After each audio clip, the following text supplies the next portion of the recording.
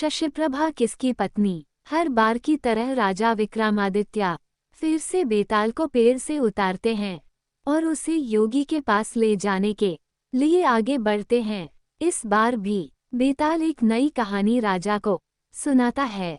बेताल कहता है, वर्षों पहले नेपाल के शिवपुर नाम के एक नगर में यशकेतु राजा का राज हुआ करता था। वह बहुत साहसी और बलवान था। शादी के सालों बाद पत्नी चंद्रप्रभा से उसे एक बेटी शशि प्रभा हुई। समय के साथ साथ बेटी बड़ी हुई, जिसकी सुंदरता की चर्चा हर जगह थी। एक दिन राजा अपनी पत्नी और बेटी के साथ बसंत ऋतु उत्सव देखने के लिए गए। उसी उत्सव में एक धनी ब्राह्मण का बेटा मनस्वामी भी आया था। उसने बसंत उत्सव में जैसे ही राजा की बेटी शशि प्रभा को देखा तो उसे पहली नजर में उससे प्यार हो गया। इसी बीच एक हाथी तेजी से राजकुमारी की ओर दौड़कर आने लगा। शशिप्रभा की रक्षा में तैनात सभी सैनिक मतवाले हाथी से डरकर भाग गए। ब्राह्मण पुत्र मनस्वामी ने जैसे ही हाथी को राजकुमारी की ओर बढ़ते देखा तो अपनी जान पर खेलकर उसे बचा लिया। ये सब देखकर राजकुमारी ब्राह्मण युवक पर मोहित हो गई। ब्राह्मण युवक की सबने तारीफ की और दोनों बसंत उत्सव के बाद अपने अपने घर लौट आए। राजमहल में शशिप्रभा का बुरा हाल था।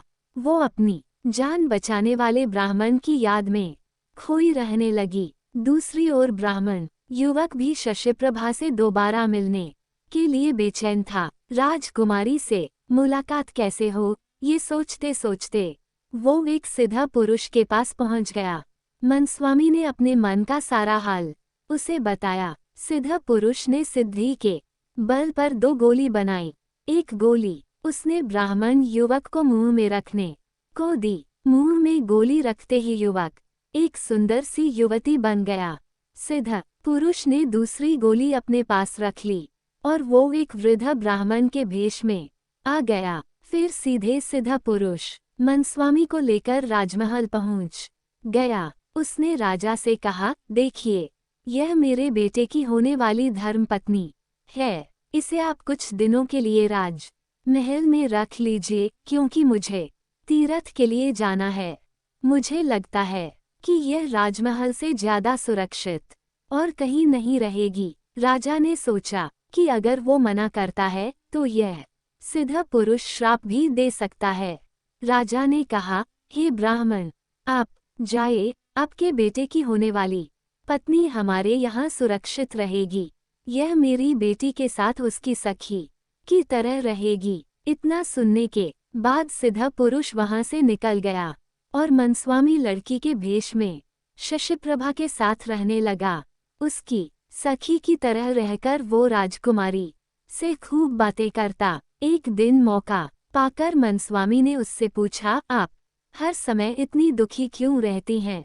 आपकी आंखें हर समय किसको ढूंढती हैं? ये सुनते ही राजकुमारी ने बसंत उत्सव के दिन हुई घटना बताते हुए कहा, वो ब्राह्मण युवक मेरे मन को भा गया है।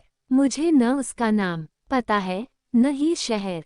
मैं हर दम यही सोचती हूँ कि उससे भेंट कैसे होगी। शशिप्रभा की मन की सारी बात जानकर स्त्री भेष में मौजूद मनस्वामी बड़ा खुश हुआ। उसने राजकुमारी से कहा, सखी, मैं तुम्हें उस ब्राह्मण युवक से मिला सकती हूँ। इतना सुनते ही प्रेम में बेचैन शशिप्रभा ने कहा, बताओ कैसे, क्या तुम उसे जानती हो? तब मनस्वामी ने कहा, तुम जल्दी से आंखें बंद कर लो। उसने जैसे ही आंखें बंद की, ब्राह्मण युवक ने जल्दी से मुंह से गोली बाहर निकाली और वापस लड़के के भेष में आ गया। मनस्वामी ने बड़े प्रेम से शशिप्रभा को पुकारा। युवक की आवाज सुनकर वो बड़ी प्रसन्न हुई और खुशी से उसे गले लगा लिया। राजकुमारी ने उससे पूछा, अरे, मेरी सखी कहाँ गई? ये सुनते ही मनस्वामी ने सारी बात बताई और गोली मुंह में डालकर दोबारा स्त्री बन गया। ये सब देखकर राजकुमारी दंग रह गई और मन ही मन बेहद खुश भी हुई। उसी समय दोनों ने एक दूसरे को मन से पति पत्नी मान लिया और इसी तरह राजभवन में साथ साथ रहने लगे। एक दिन राजा के मंत्री के बेटे की नजर मनस्वामी पर पड़ी। ब्राह्मण युवक के स्त्री रूप को देखकर वो उसका दीवाना हो गया। कुछ दिनों बाद उसने उससे मन की बात बताई, लेकिन मनस्वामी ने मना कर दिया। उसने कहा वो किसी और की है। इतना सुनते ही मंत्री का बेटा परेशान हो गया। उसने अपने पिता को सारी बात बताई। बेटे को दुखी देखकर मंत्री से सारी बात राजा से कही। मंत्री की बातें सुनकर राजा ने मंत्री के बेटे और स्त्री रूप धारण किए। मनस्वामी के विवाह का फैसला ले लिया। राजा के ये फरमान सुनने के बाद मनस्वामी ने कहा, महाराज, आपको पता है मेरा विवाह किसी और से होने वाला है।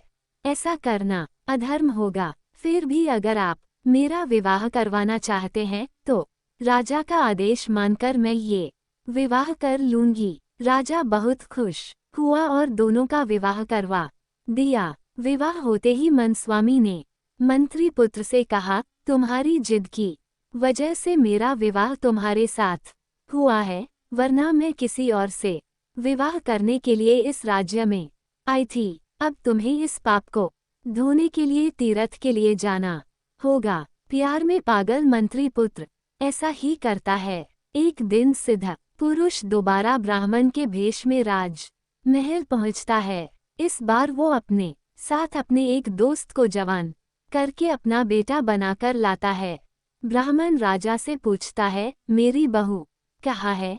मैं उसे अपने साथ लेकर जाना चाहता हूँ और अपने बेटा का उससे विवाह करवाऊंगा। इतना सुनते ही राजा ने सारी कहानी उसे बता दी। सिद्धपुरुष बहुत गुस्सा हुआ। राजा ने उसके श्राप से बचने के लिए कहा, देखो अब जो हो गया उसे बदला नहीं जा सकता। हाँ, मैं अपनी बेटी से तुम्हारे बेटे का विवाह जरूर करवा सकता हूँ। इतना सुनते ही सिद्धपुरुष राजा की बात पर सहमत हो गया और राजा ने सिद्धपुरुष के दोस्त, जो उसके बेटे के रूप में महल पहुंचा था, उससे अपनी बेटी शशि प्रभा का विवाह अग्नि को साक्षी मानकर करवा दिया। इसी बीच मन स्वामी वहां अपने असली भेष यानी पुरुष रूप में पहुंचता है और शशि प्रभा को अपनी पत्नी बताता है।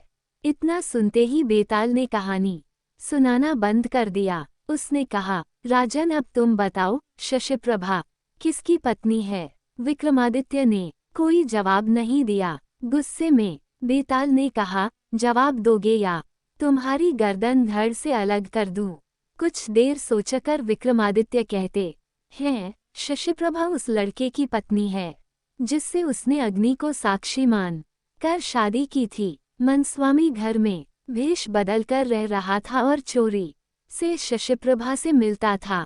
यह जवाब सुनकर बेताल ने कहा, तुमने बिल्कुल सही जवाब दिया है। अब तुमने सही जवाब दे दिया है तो मैं फिर से उड़ा राजन। ऐसा कहकर एक बार फिर बेताल दोबारा पेड़ पर जाकर उल्टा लटक जाता है। कहानी से सीख आप सभी को जान लेना चाहिए कि छल कपट से किया गया प्रयास कभी सफल नहीं होता है। अर्थातः जल्दी सफल होने के लिए कभी झूठ का सहारा नहीं लेना चाहिए। दोस्तों, ऐसे ही ज्ञानवर्धक और मनोरंजक कहानियों के लिए हमारे चैनल को सब्सक्राइब करें, अपने दोस्तों में शेयर करें, बेल आइकन को हिट करें ताकि हमारे हर वीडियो की सूचना आपको मिलती रहे। वीडियो यहाँ तक देखने के लिए आपका बहुत बहुत धन्यवाद।